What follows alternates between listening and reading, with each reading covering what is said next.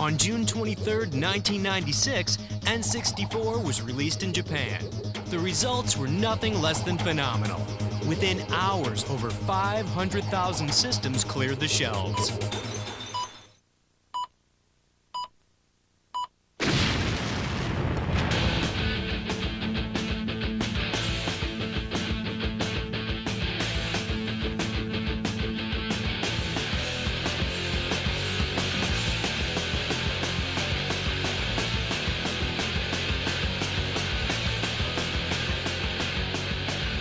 On September 29th, N64 is scheduled for release in North America.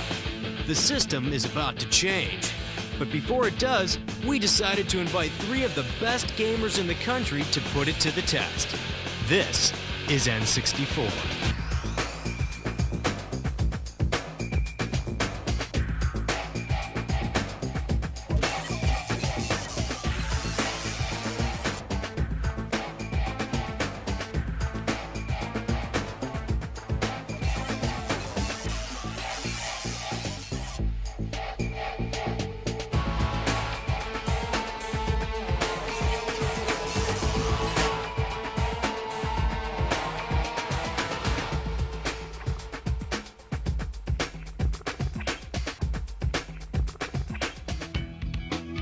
Good evening, gentlemen. We've been expecting you.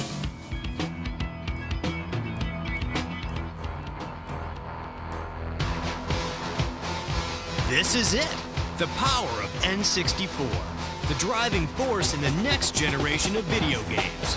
With 64-bit technology, you're witness to moves and graphics that no other system can match. 360-degree viewing, 3-dimensional graphic interpretations, anti-aliasing for crisp graphics, and too many other things that are just going to blow your mind.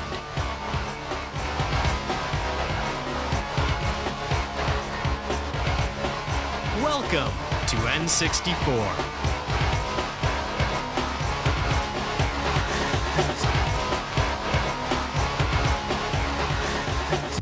Greetings, gentlemen. Your journey begins this way, and from this way we go that way.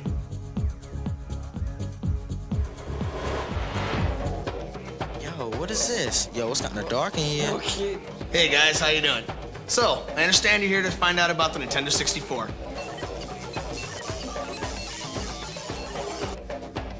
Nintendo 64, we call it that because it happens to be the world's first 64-bit hardware.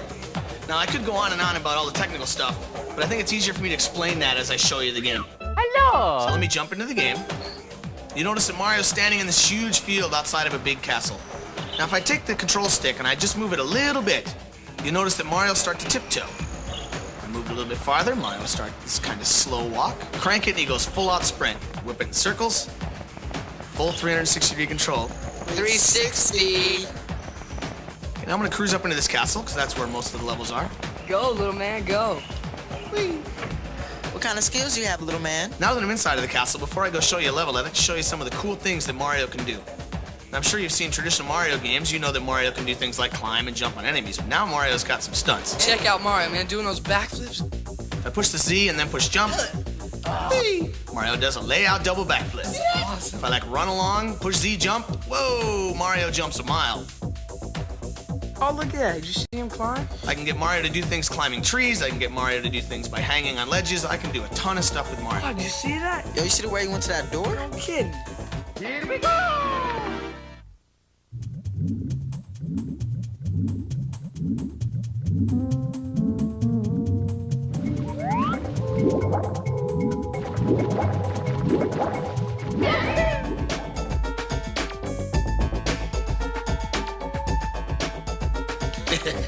Control stick is cool.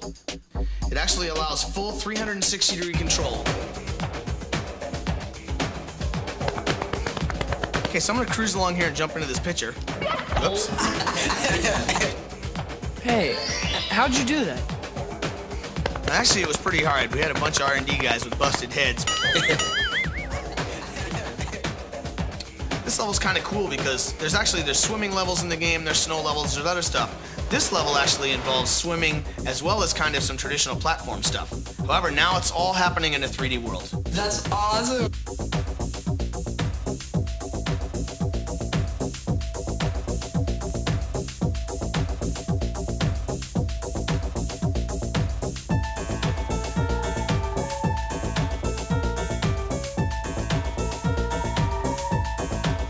smooth.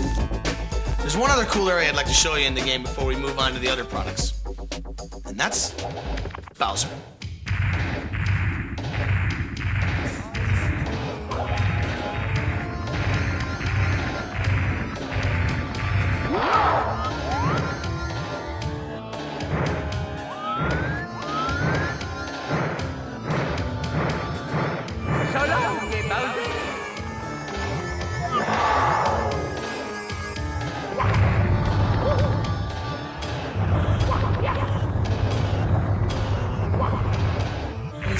This is too cool. Now, I'm not going to go all the way through this level, but I just want to show you some of the cool things you can do in here. Give him a toss, man. He ain't nothing.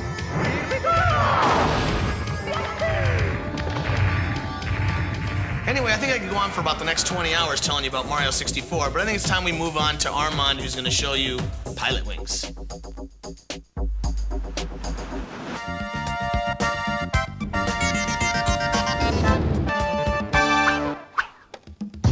Now that you just finished playing Mario and done a crash course in Technobabble 101, it's time to talk fun.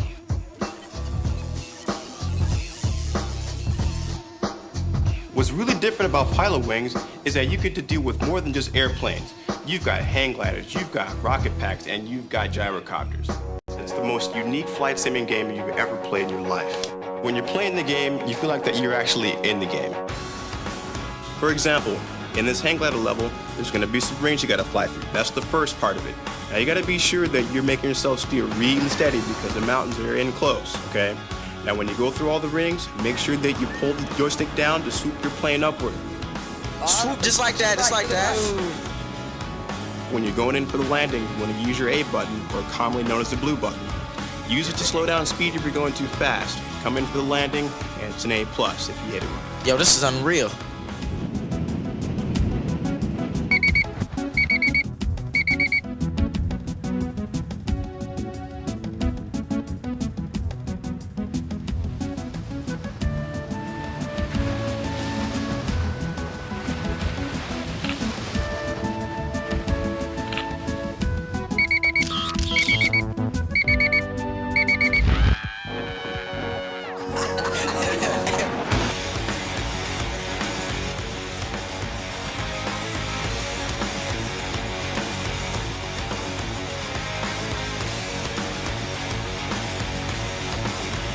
When you get to the point where you think you're actually good at this game, try this. Try getting at least a silver or gold medal in all 3 events, and you're gonna open your way up into some new hidden levels, like the cannonball stage. One thing that's really cool about the cannonball is that you can use the R button to change your camera angle, and that way you get a true feeling of yourself being in a real-time 3D environment. The jungle hopper. Haha, that's one of my favorites. In this area, the object is to jump across the USA. Now you want to use your analog joystick once again to make sure that you get the longest jump possible. You jump over this building here, and then you go around the bend and try to find the best way to get to the actual goalpost.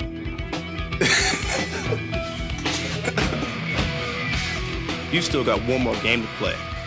Shadows of the Empire.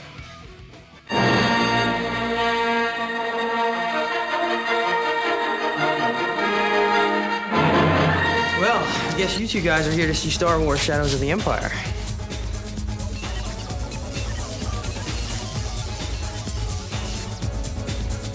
I guess I'll cut to the chase and get right to the game, which is my favorite part.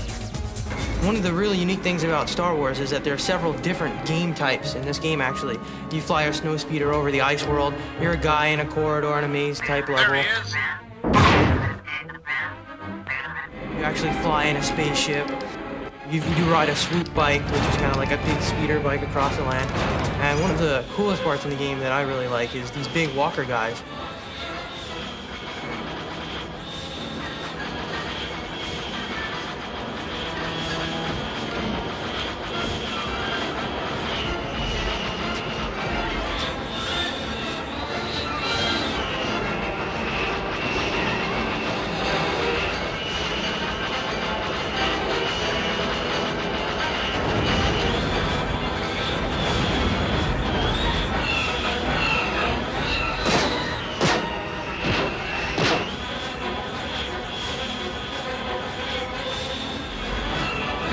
actually fly around them and wrap them up with a tow hitch.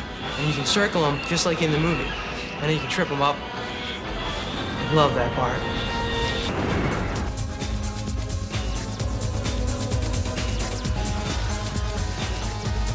The world is in real 3D, so I can look around and go anywhere I want. But I can also aim and shoot up at enemies that are high, low.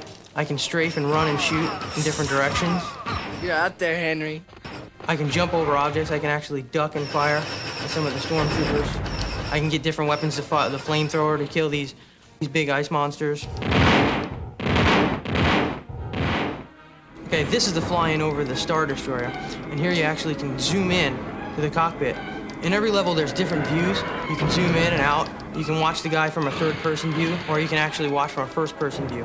Here I have to destroy all these TIE fighters, watch out for asteroids. As you can see, the explosions here are just as good as the other level. Whoa! I just love that part.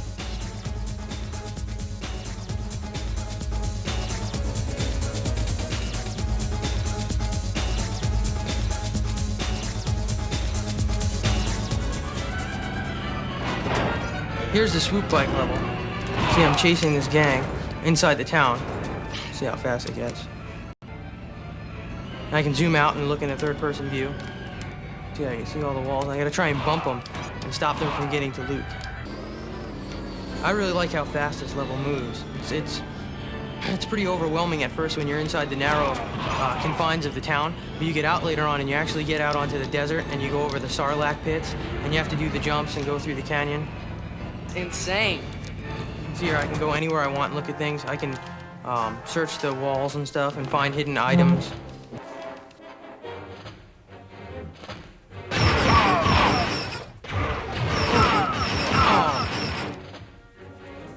Well, that's just some of Star Wars Shadows of the Empire.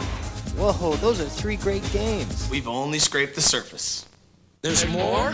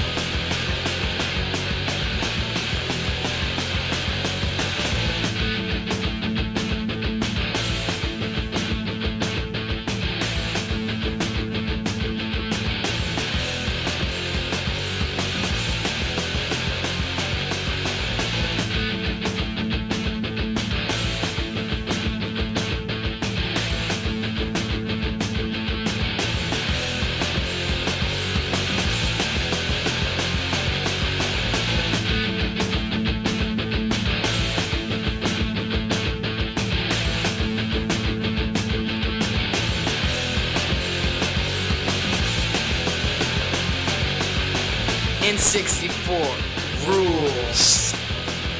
On September 29th, N64 will be released in limited quantities. You know the date, you know the system, you know what to do, you don't want to wait. Change the system.